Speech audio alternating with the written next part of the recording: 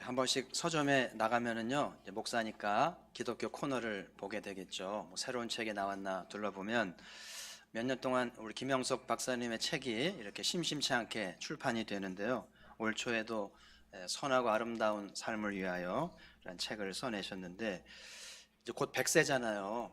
근데 굉장히 건강하시고 또 강연도 하시고 또 책도 열심히 써내시는데, 이분 우리나라 철학계 1세대잖아요. 다 돌아가셨는데 이분 살아계신 게 하나님의 은혜고, 이런 분들은 한 200살 살면 좋겠어요. 한국교회가 내놓을 만한 정말 자랑스러운 믿음의 위인 아니겠어요? 이분의 책은 철학자의 책이라기보다는 좋은 할아버지, 그래서 이렇게 어렵지 않게 쏙쏙쏙 들어오게 이렇게 삶이 배어 나오는 좋은 책을 쓰셨는데, 이 책의 마지막 챕터에 보면 그 종교개혁 500주년에 관련된 챕터를 할애하셨는데, 작년이 종교개혁 500주년이 된 뜻깊은 시간이었잖아요. 그걸 기념하는 글 같은데요.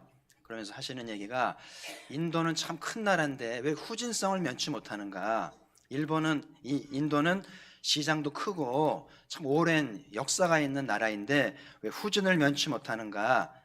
인도만이 아니고 무슬림 나라들도 그렇고 불교권도 그렇고 왜 이렇게 타 종교가 지배하는 곳은 후진을 면치 못하는가? 이번 이야기가 종교 때문이다. 그 종교가 발목을 잡고 근대화되지 못하고 개혁하지 못하도록 붙들고 있기 때문에 후진을 면치 못하는 얘기를 하면서, 그래도 서구 사회가 이렇게 앞서가는 것은 개신교 때문이라는 얘기를 해요. 그래서 원래 유럽은 카톨릭 교회잖아요. 근데 카톨릭 교회가 부패하고 교회 지상주의로 타락했을 적에 개신교가 이제 개혁을 하면서 이제 개신교를 탄생했기 때문에 이제 유럽이 이런 변화를 따라하게 오게 되었고, 카톨릭 교회도 개신교 영향을 받아서 자체 개혁을 또 하게 되는 영향력을 주지 않았어요. 그래서 유럽이 이렇게 앞서가게 된 거는 단지 그리스, 로마, 히랍의 역사와 철학을 본받는 르네상스만이 아니고 개신교의 혁신의 신앙이 유럽을 앞서게 했다는 이야기를 하면서, 우리가 개신교인인 것이 얼마나 자랑스러운 일인지 그를 보면서 공감을 했는데요. 이 종교개혁자들이 이 부패한 교회를 혁신하고 개신교를 만들게 된 그 힘, 그 에너지가 사도의 글이거든요. 오늘 소개하려고 하는 이 로마서의 말씀도 종교 개혁자를 배출하고 힘을 주는 말씀책 아니겠어요? 로마서는 말 그대로 로마에 있는 성도들에게 쓰여진 책인데, 이 말씀이 이제 유럽을 변화시키고 앞서가게 하는 책이 되었다는 것이죠. 원래 제가 로마서를 강의하는 시간은 아닌데, 올해 감사절을 보내면서 무엇을 감사할까 하다 생각난 게, 우리가 제일 감사해야 될 것이 속량의 은혜인 거예요. 예수님을 통한, 예수님이 피 흘려주심으로 우리 죄값을 다 지불하시고 깨끗게 하시고 은혜로 나가게 하신 가장 그 감사한 생각이 들면서 이제 말씀을 나누게 되었는데요. 그래서 이제 속량의 은혜를 받은 우리들이 아버지 영광을 바라게 되었고, 환난 중에 즐거워하는 것도 배우고, 그리고 이제 하나님의 사랑이 부음받는 그런 은혜를 받게 된 것을 소개했는데, 지난 2시간에 이 말씀을 나누었고요. 그래서 오늘도 또 어떻게 감사절을 마무리할까 할 때 로마서를 떠날 수가 없어서 오늘 로마서 본문을 정하게 됐고요. 그래서 사도 바울께서 5장, 6장, 7장에 가면 이 은혜가 온전케 되기 위해서 두 가지를 뛰어넘어야 되는데, 하나는 죄의 문제고 하나는 율법의 문제를 뛰어넘어야 참된 은혜를 받는다고 얘기를 해요. 그리고 재미있는 거는 율법과 죄가 얽혀 있는 거예요. 사도가 이런 질문을 해요. 우리가 은혜를 받았기 때문에 이제는 죄를 지어도 되고 아무렇게도 살아도 됩니까? 이런 질문을 해요. 그리고 우리가 은혜를 받았기 때문에 이제는 율법은 필요 없는 것입니까? 이런 질문을 해요. 그렇지 않잖아요. 은혜를 받았다고 아무렇게나 산다든지, 은혜를 받았다고 율법을 폐지한다든지 그럴 수 없다는 것이죠. 우리는 은혜를 받지만 여전히 죄를 짓잖아요. 사람에게 죄 짓고 하나님에게 죄 짓고 자기에게 죄 짓고요. 그 죄를 지으면 뭐가 생겨요? 죄책감이라는 게 생기죠. 그 죄책감이 생기면 위축이 되고, 또 위축이 되면 이제 은혜가 이렇게 떨어지는 느낌이 들면서 즐거움도 잃어버리게 되잖아요. 그러니까 형식적인 종교 신앙으로 전락하게 만들 수 있잖아요. 그리고 우리 은혜로 살지만 사람들 저마다 율법이 있어가지고 그 율법대로 살아야 되는 약간 강박적인 거 있어요. 율법이라는 게 뭐 하고 하지 말고 이런 거잖아요. 여러분 나름대로 해야 될 것, 하지 말아야 할 것, 되는 것, 안 되는 것, 이게 강박적인 거 가지고 거기에 매여 사니까 은혜가 또 반감이 되고 온전치 않다는 거예요. 그래서 이 잘못된 죄책감 그리고 이 강박적인 삶의 태도가 진정한 은혜를 방해하고 있다는 것을 사도가 얘기하면서 어떻게 해야 되는가. 오늘 8장에서 해답을 제시하는데 우선 오늘 말씀을 잘 따라오시면서 이 잘못된 죄책감에서 해방되시고 율법적인 이 강박관념에서 해방되는 은혜가 있기를 축복합니다. 그래서 은혜가 은혜 되어지고 은혜가 충만한 그런 삶이 되기를 바랍니다. 자, 첫 번째는 우리는 연약하여 할 수 없습니다. 우리 기독교에서는 특히 장로교에서는 이 불강력적이라는 말을 자주 써요. 불강력. 저항할 수 없는, 거스릴 수 없는 어떤 힘을 느낀다는 건데, 그러니까 불강력적 은혜라는 말을 쓰죠. 정말 교회에 나오기 싫은데, 은혜 받기 싫은데 하나님의 강권적인 은혜가 있고 불러주는 경우가 있어요. 사도 바울도 불강력적 은혜를 받고 사도가 됐잖아요. 그렇죠. 우리 중에는 정말 완고하고 자수성가하고 고집스러운 사람들은요, 불광적 은혜가 있지 않으면 교회 나오기 어렵습니다.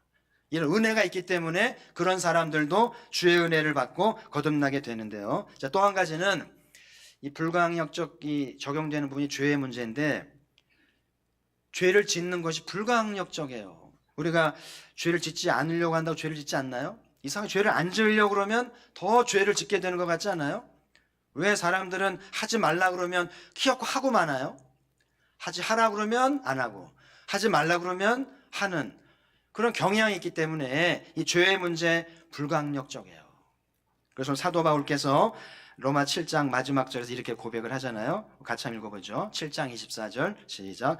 오라 나는 곤고한 사람이로다. 이 사망의 몸에서 누가 나를 건져내랴. 참 사도의 입에서 좀 부끄러울 수도 있는데요. 나는 곤고합니다. 그리고 사망이라는 말, 사망이 뭐예요? 죽겠다는 거예요. 미치겠다는 겁니다. 그 사망을 느낄 만큼 심각한 심연에 떨어져 버리는 고백을 하고 있잖아요. 죄의 문제, 율법의 문제입니다. 그래서 사도가 율법을 잘 모를 때는 죄가 뭔지도 몰랐고 꺼림칙함도 없었는데 율법을 이제 알아가게 되니까 무슨 행동을 하면 율법이 판단을 해서 그건 잘한 거야, 잘못된 거야. 그러면서 이제 죄책감도 생기게 되고 그 죄책감을 극복하기 위해서 율법을 완전하게 하려고 율법에 흠이 없으려고 몸부림을 치게 되지 않겠어요? 근데 놀라운 거는 율법대로 살려고 하면 할수록 율법대로 못 산다는 거죠. 뭘 좀 하려고 그러면 또 안 되는 거 있잖아요. 그런데 사도가 고백하기를 내 마음엔 선한 것이 있어서 말씀대로 살고 착하게 하려고 하는데 내 안에 또 다른 법이 있어가지고 원하지 않는 것을 항하게 합니다. 그러면서 내 안에 또 다른 악이 있는데 그것이 내가 원하지 않는 행동을 하게 하고 죄를 짓게 한다는 건데 우리 안에 있는 원하지 않는 악이 뭘까요? 그래서 5장에서 원죄에 대해서 말씀하는데 그냥 죄가 아니고 원죄라는 말을 기독교는 사용하잖아요. 원죄는 한 사람이 죄를 지었는데 그 한 사람 때문에 세상에 죄가 가득하게 된 거예요. 이것은 마치 한 사람이 전염병이 걸리면 대부분의 사람들, 모든 사람에게 노출이 되면서 다 감염될 가능성이 높은 거죠. 단속하지 않으면 다 병 걸린다고 봐야 되잖아요. 여기 말씀하는 한 사람은 아담이죠. 인류의 시조 아담 한 사람이 죄를 지은 것이 모든 후손에게 죄를 짓게 한 것이 원죄인데 이 원죄가 우리 안에 있어서 원하지 않는 행동을 하고 자꾸 나를 가둔다는 거예요. 근데 원죄는 하나의 기독교 교리가 아니라 실제 우리 한반도의 모습이고 우리의 실상이라는 생각이 들어요. 요즘에 우리 사회를 보면 정말 죄가 본물 터지듯이 그러잖아요. 한 주에 한 번씩 꼴로 이 재벌가의 비리가 보도되고 있어요. 폭력을 행사하고 직원들을 함부로 하고 자식을 교육하는데 회사 돈으로 막 사용하고요. 부모가 검찰에 불려가고 자식도 불려가고, 그러니까 죄가 대물림되는 것 같지 않아요? 다윗이 고백하기를 부모님이 죄악 중에 나를 잉태하였습니다. 부모가 죄인이니 그 낳은 자식도 죄덩어리라는 거예요. 이게 원죄라는 겁니다. 자식이 누구를 닮겠어요? 저는 지금 이 사회의 이런 현상들을 보면서 한편으로는 막 화도 나고 안타까운, 한편으로는 하나님 이 나라를 정화시키시려나 이런 희망을 좀 보면서, 여러분 몸에 열이 나잖아요. 열이 왜 납니까? 몸에 세균이 침투하면 백혈구가 싸우는 거예요. 세균을 물리치고 몸을 지키려고 싸우니까 열이 나는 거니까 몸은 힘들죠. 근데 그건 건강한 거예요. 그래서 이제 잘 싸우면 열이 내리고 세균이 잡혀지게 되면 몸이 회복되잖아요. 이 나라가 이 비리로 몸살을 앓고 진통을 앓는데, 하나님이 이 땅을 정화시키려는 하나의 진통, 하나의 과정인가? 희망을 가져봐요. 아멘. 하나님이 한반도에 새로운 일을 행하시려는데 복을 받기 합당한 정직한 나라, 양심적인 나라가 되게 하시려는 하나님의 손길일 수 있다는 생각이 들면서 희망을 가져보고요.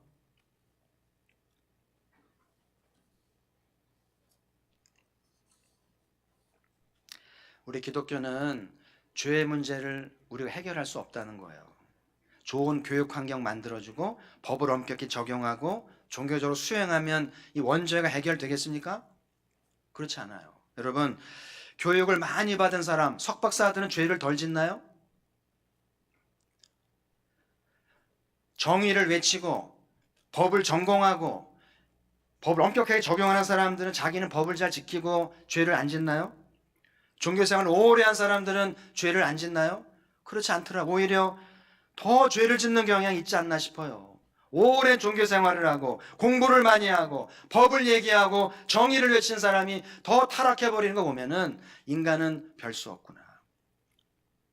그 사도 바울이 그 고백한 것이 늘 우리 마음에 공감이 되는데요. 공동번역으로 보면 7장 24절이 나는 비참한 인간입니다. 누가 이 죽음의 육체에서 나를 구원해 줄 것입니까? 이렇게 또 번역이 되어 있어요. 나는 비참합니다. 이 죽음의 몸에서 해방되고 싶습니다. 이렇게 고백하는 것이 우리의 고백이 돼야 되겠고요. 그 사도는 종교생활 열심히 하고 율법을 참 열심히 공부했는데 그럴수록 내 죄가 깊구나. 그걸 깨닫는 거예요. 율법의 목적이 율법을 잘 지켜서 구원받으라는 건 줄 알았는데 그게 아니고 율법은 죄를 깨닫게 하고 네 한계를 알아라. 이걸 깨달은 거예요. 그래서 율법을 잘 모를 때는 스스로 의롭다고 여겼고 자신만만했어요. 예수님을 핍박할 만큼 자신만만했는데 이제 이걸 깨닫고 나니까 자신감 없어지는 거예요. 한계를 느낍니다. 그러면서 나는 비참하고 나는 사망의 존재라는 것을 고백하게 된 것이죠. 인터넷에 이런 문장이 회자가 되는데요. 한 번쯤 보셨을 거예요. 나는 20대 때 세상을 바꾸려고 했다. 이게 힘들다는 것을 알고 나는 30대에 마을을 바꾸려고 했다. 이게 힘들다는 것을 알고 나는 40대에 가정을 바꾸려고 했다. 이게 힘들다는 것을 알고 나는 50대에 나를 바꾸려고 했다. 바꿨다는 거예요? 못 바꿨다는 거예요? 20대 때는 뭘 못하겠어요. 세상을 바꾸겠다고 자신만만했는데 나이가 들수록 만만치 않거든요. 내가 속한 공동체를 바꾸지도 못하고 내 가족 못 바꿉니다. 내 배우자, 내 자식 맘대로 안 됩니다. 그러면 내 자신은 바꿨는가? 나이는 먹었는데 내가 한 게 뭔가? 열심히 사는 것 같은데 나 하나 바꾸지 못하는 우리의 모습을 인정하는 문장 아니에요? 저는 무디가 모세 인생을 세 문제로 정리한 거를 좋아하는데요. 가끔 보면 좀 이렇게 와닿아요. 자, 보시면 1살부터 40살까지의 모세는 나는 좀 괜찮은 사람이지. I'm something. 난 좀 괜찮아. 근데 41살부터 80살까지는 나는 아무것도 아니야. 나는 할 수 있는 게 없어. I am nothing. 근데 80살, 120살까지는 하나님이 모든 것 되십니다. God is everything. 할렐루야. 참 멋있는 정리 아니에요? 우리의 인생이 이렇게 돼야 될 텐데 우리의 인생을 세 토막 나눠서 정리한다 그러면 이런 과정이 아니겠나 싶어요. 나는 지금 내 자신을 어떻게 생각하고 있는지 좀 괜찮은 것 같아요? 아직 멀었어요. 괜찮다고요? 혹시 여러분 중에 난 아무것도 아니야. 나는 할 수 있는 게 없고 나는 무능할 뿐이야. 그런 분 계신가요? 그러면 희망이 있을지 몰라요. 우리 모든 그리스도인들은 하나님이 모든 것 되십니다. 이 고백이 돼야 되는데 이 고백을 낳으려면 그 먼저 난 아무것도 아닌 것을 깨달아야 돼요. 그러면 하나님 모든 것 되셔서 은혜 위에 은혜를 받게 된다는 사실이죠. 자, 두 번째, 하나님은 은혜가 온전케 되기 위하여 하나님은 아들을 통해 율법의 요구를 이루신 것인데요. 첫 번째 아담 때문에 세상에 죄가 들어왔는데 사도가 말씀하기를 둘째 아담이 와서 세상을 바꾸었다는 것. 둘째 아담은 누구겠어요? 예수 그리스도. 예수 그리스도가 이 땅에 오셔서 이제 은혜가 왕노릇하게 되었다. 첫째 아담 때문에 죄가 왕노릇했는데 이제 둘째 아담 예수님 때문에 세상이 은혜가 왕노릇하게 되었다. 참 놀라운 말씀이죠. 오늘 우리 안에 은혜가 왕노릇하기를 주의 이름으로 축복합니다. 여러분, 삶에 문제가 있으면 답이 있는 법이에요. 죄를 지었잖아요. 죄를 해결할 길이 있는 거예요. 반드시 길이 있습니다. 하나님이 우리가 할 수 없는 것을 하나님이 해주셨기 때문에 길이 있다는 것이죠. 자, 오늘 3절 말씀 좀 어려운 문장인데요. 같이 한번 읽어보죠. 시작. 율법의 육신으로 말미암아 연약하여 할 수 없는 것을 하나님은 하시나니 곧 죄로 말미암아 자기 아들을 죄 있는 육신으로 보내어 육신의 죄를 정하사. 여기 제가 좋아하는 표현이 하나님은 하시나니. 아멘. 무슨 일을 만나든지 우리는 못할 수 있는데요, 하나님은 하십니다. 하나님이 하시면 하시는 거예요. 이 하나님을 온전히 믿을 수 있다면 불가능이 없게 되겠죠. 어떻게 하셨어요? 아들을 육신의 모양으로 보냈다. 성육신 하신 거죠. 우리와 같이 연약한 시공의 제한을 받고 피곤하고 배고프고 속상하고 연약한 모습으로 보내셨고요. 그리고 육신의 죄를 정했다고 그러는, 여기 정했다는 말은 뭘 결심했다는 말이 아니라 그 죄수를 판사가 사형 언도를 판결하는 것을 정했다는 거예요. 당신의 아들을 십자가에 죽이기로 판결하셨다. 이런 뜻이기 때문에 이걸 알고 보면은 떨리는 말씀이에요. 우리 다 자식이 있잖아요. 여러분 자식을 사지로 보내겠어요? 그것도 남의 지은 죄 때문에 대신 사지로 보내겠습니까? 할 수 없는 짓이죠. 누가 여러분 보고 그렇게 여러분 자식을 사지로 보내라고 그러면 정신 나간 사람이라고, 그런 소리 하지 말라고 그러면서 말도 안 된다고 그러겠죠. 하나님이 그렇게 하시면 교회 안 나올 거요? 근데 하나님은 그렇게 아들을 보내시고 사형언도를 내리셨잖아요. 우리가 죄를 지고 우리가 죄값 치러야 되는 걸 하나님을 향해서 그렇게 하라고 할 수 없잖아요. 당신의 아들을 보내서 죄값을 해결하라고 할 수 없잖아요. 근데 하나님이 우리를 사랑하셨기 때문에 그렇게 하신 거예요. 왜 우리가 죄의 종노릇 할 수 없는가? 왜 우리가 죄에 질 수 없는가? 하나님의 사랑을 기억하면 그렇게 할 수 없어요. 여러분, 사람은 염치가 있는 존재여야 돼요.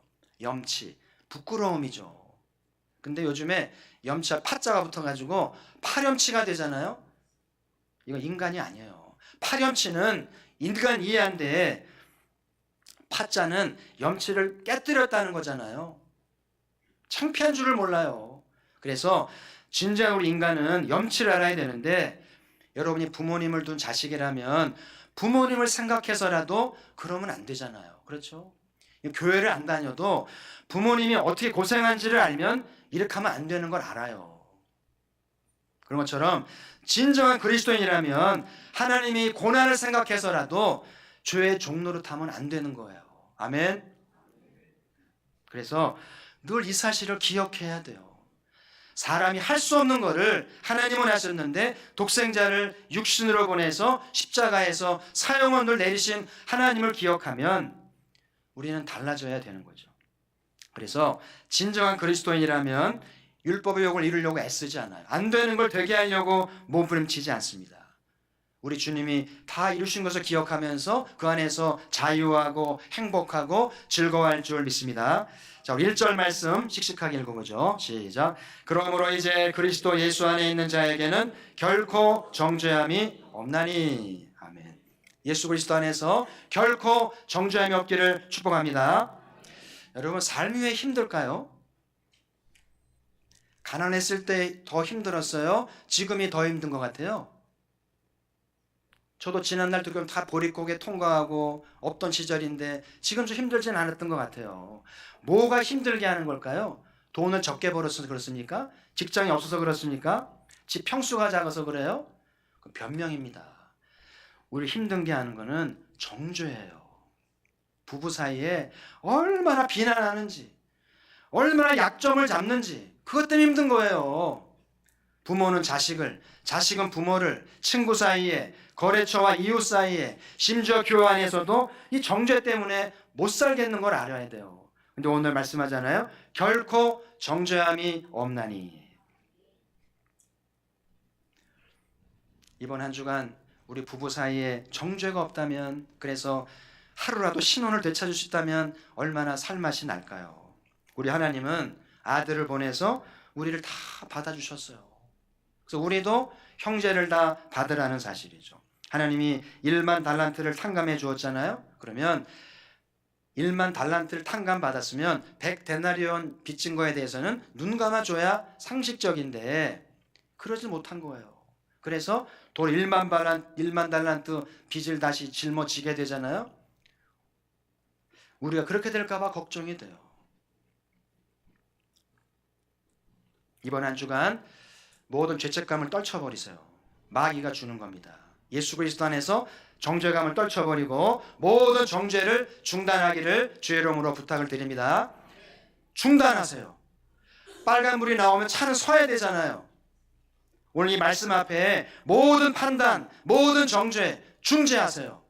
그래야 행복을 되찾고 삶의 여유가 있어요. 다시 한번 우리의 의의는 예수 그리스도임을 기억하면서 제가 소개한 의자를 한번 보세요. 진정한 의의가 뭔가, 진정한 정의가 뭔가. 의자가 위에 양이 있잖아요. 밑에 나라는 아가 있어요. 의의가 뭐냐면 양이 내 머리에 있는 거예요. 저 양이 뭐예요? 어린 양 예수 그리스도, 그죠? 예수님이 내 위에 계신 거, 나를 다스리고 나를 씻겨주시고, 그게 의인 거예요. 우리가 세운 공로, 우리가 세운 경험과 지식, 의가 될 수 없어요. 그것이 의가 되는 순간 또 세상은 차별하고 또 정죄하고 힘들어지겠죠. 근데 예수님의 의를 의지하게 되면 모든 사람을 받게 되고 자유하게 되는 거예요. 그래서 의자를 늘 써놓으시고요. 예수님을 내 머리에 이인다, 어린 양을 둘러맸다 생각하고 예수님만이 우리의 의가 되기를 주의 이름으로 축복합니다. 자, 세 번째, 육신을 따르지 않고 영을 따르는 것인데요. 오늘 8장에 보면 육신이라는 말 잠깐 나와요. 육신. 사도의 편지를 제대로 하려면 육신이라는 말을 제대로 이해해야 되는데 육과 육신은 달라요. 육은 우리의 몸을 말하는 거고 육신은 몸이 아니고요. 늘 죄를 지으려고 하는, 죄에 치우치려는 우리의 사상, 우리의 이념, 우리의 종교성을 얘기하는 거예요. 이런 육신이 신앙의 적이 되는 거예요. 은혜를 방해하는 정적이 되는데 오늘 1장 5절부터 9절까지 보면은요, 육신 계속 나오는데 여러분, 육신의 생각은 사망입니다. 육신 하나님을 기쁘시게 하지 못합니다. 육신 하나님과 원수가 됩니다. 육신은 하나님 말씀에 불복하지 않습니다. 계속 경계하는 거예요. 그래서 은혜가 온전하게 되려면 육신을 떨쳐버리고 영의 이끌림을 받으라는 사실이죠. 교회는 나오는데 영을 따르지 않고 육신을 따르게 되면 자기 의를 따라 사는 거예요. 종교적인 열심, 내가 한 행위와 성취들을 따라가는 것이죠. 그러면 또 죄의 문제, 율법 문제 얽혀가지고 힘들어하고 괴로워하고 답답해하는 거예요. 자, 오늘 2절 말씀 또 같이 있습니다. 시작. 이는 그리스도 예수 안에 있는 생명의 성령의 법이 죄와 사망의 법에서 너를 해방하였습니다. 여기 나오는 생명의 성령의 법, 성령의 법이 사도가 말하는 제3의 길인 거예요. 이것도 아니고 저것도 아니고. 그래서 우리는 양심의 법도 아니고요, 세상 법도 아니고 이 모든 걸 통합해서 이끌어 가시는 제3의 성령의 법이 우리를 자유케 하시는 생명의 길이라는 사실이에요. 근데 우리 한국교회는 그동안 이 성령님에 대한 오해도 많고 부작용도 많았어요. 가폭에 지난 역사는 어떤지 모르겠어요. 성령님 그러면 뭔가 은사 받고 뭐 능력 받고 시끄럽고 이런 느낌이 있잖아요. 그러니까는 많은 사람들이 성령님이 나오면 일단 경계부터 하고 움츠러들고 환영하지 않고요. 조심스러운 거예요. 안타까운 일이죠. 과거에 집회 광고를 보면 뭐 불의 사자, 뭐 능력의 사자 막 이렇게 했잖아요. 불 받으러 능력 받으러 많이 갔던 기억이 있습니까? 물론 성령님이 오시면 불도 받고요. 능력도 받는데 성령님의 전부는 아니거든요. 성령님의 작은 거예요. 성령님을 인격적으로 알아가야 되는데 그저 기도할 때만 언급하는 성령님이 되어버렸잖아요. 우리의 삶 속에 그분과 동행하고 그 삶의 길을 따라갈 수 있는 영에 속한 그리스도인 되어야 되는데 사도의 가르침이 얼마나 소중한지 몰라요. 제가 종종 신약의 3대 성령론, 사도 바울의 성령론, 누가의 성령론, 요한의 성령론, 이 세 성령론을 알면 최고의 그리스도인 되는 건데요. 오늘 요한의 성령 한 구절을 제가 소개합니다. 요한복음 14장 26절 우리 같이 읽어보죠. 시작. 보혜사 곧 아버지께서 내 이름으로 보내실 성령 그가 너희에게 모든 것을 가르치고 내가 너희에게 말한 모든 것을 생각나게 하리라. 요한이 경험한 성령님은 조용합니다. 요한의 편지에 성령이란 말도 안 나와요. 근데 뜨겁습니다. 진짜 뜨거운 물은 끓지 않아요. 들어가면 녹아버립니다. 요한의 성령님은 조용한데 굉장히 뜨겁고요. 놀라운 변화가 있어요. 요한이 경험한 성령님은 보혜사입니다. 보혜사. 영어 성경에 보면 이 보혜사가 카운슬러로 번역이 되어 있어요. 여러분 상담은요 크게 말하지 않아요. 진짜 좋은 상담사는 말하지도 않습니다. 다 들어줘요. 무슨 말을 하든지 다 들어주고 그리고 이제 상처를 짊어지고 살죠. 상담하기는 힘든 겁니다. 근데 어쨌든 말하는 사람은 속이 다 시원하고 답을 찾고 가잖아요. 비싼 돈 주고 왜 상담을 받아요? 다 들어주니까. 성령님은 상담하신다. 그리고 마치 연인 사이는 소곤거리잖아요. 이렇게 귓속말하고 소곤소곤말하고 말도 안 하죠. 근데 바라보기만 해도 놀라운 감동이 있고 스파클도 있고 변화가 있잖아요. 요한이 경험한 성령님은 연인 사이 같고 상담사 같고 조용한데 뜨겁고 강력한 거예요. 그래서 가포교회 모든 성도들이 요한이 전하는 성령님을 다 경험해서 조용한 것 같지만 뜨겁고 강력한 은혜가 있기를 바랍니다. 성령님이 보혜사와 같이 늘 가까이 계시면서 이렇게 속삭이시고 코칭하시는데요. 너희는 연약해. 넌 아무것도 아니잖아.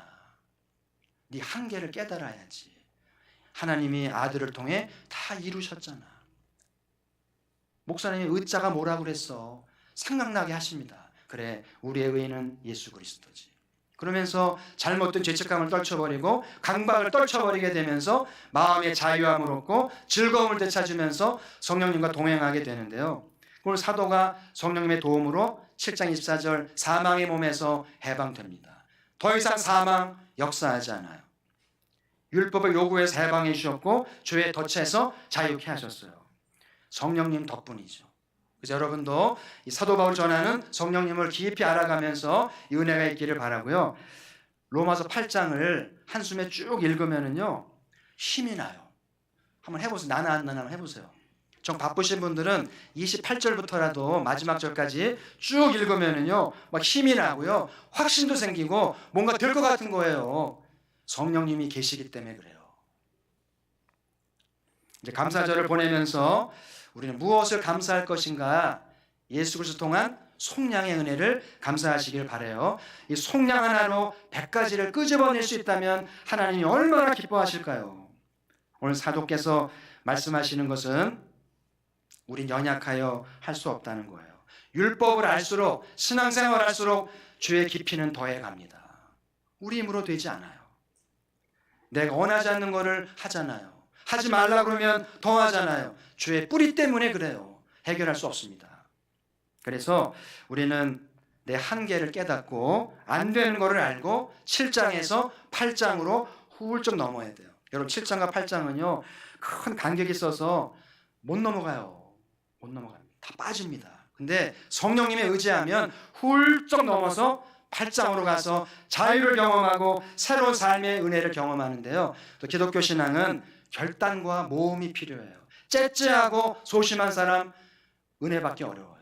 좀 장사하는 사람처럼 배짱 있게 담대하게 모험과 결단력이 있어야 7장에서 8장으로 훌쩍 넘어서 새로운 세상을 경험하게 될 줄 믿습니다.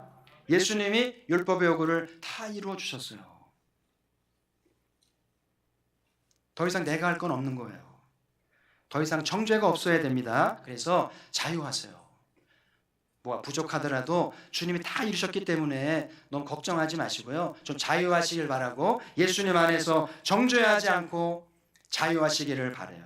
그리고 이 십자가가 다 이룬 십자가가 나를 위한 것이라는 걸 깨달아야 됩니다. 늘 설교는 듣는데 저게 나와 무슨 상관이지? 그러면 의미가 없어요. 오늘 이 십자가가 나를 위한 것이다. 하나님이 나를 위해서 아들을 십자가에서 사형원도를 내리셨지. 이 주님을 생각해서라도 내가 어떻게 살아야 할지 깨닫게 돼요. 육신을 따르지 말고 영을 따르라고 말합니다. 여러분, 육신은 기독교의 정적입니다. 자기 사상, 자기 신념, 자기의 종교 깨뜨려야 됩니다. 그리고 오직 성령으로만 충만해서 영을 따를 때 거기에 자유함이 있고 즐거움이 있고 영원한 만족이 있는 거예요. 이번 한 주간도 성령님과 동행하면서 내면의 조용한 소리를 들어보시고 순종하셔서 멋진 삶이 되시기를 주의 이름으로 축복합니다. 하나님 아버지, 참 감사합니다.